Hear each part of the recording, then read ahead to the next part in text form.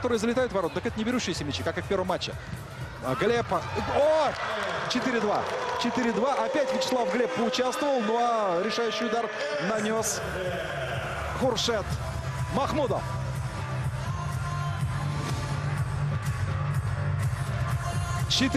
Команда легенд СНГ выигрывает.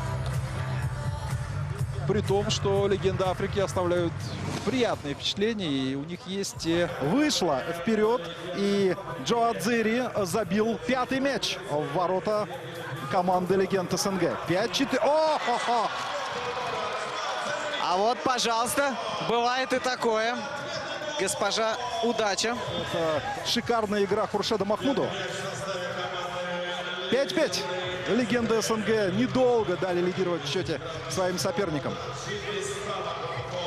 Ну вот у нас по-настоящему первый такой напряженный матч, непредсказуемый. Все ближе, уже вторая половина второго тайма идет. И пока совершенно непонятно, в чью же пользу склонится чаша весов. Даже 3-2 теперь.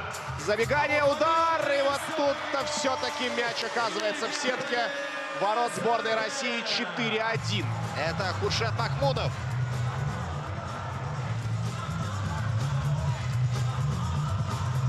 Ну и передача классная от Вячеслава Глеба, который начал эту атаку, а дальше пас на третьего.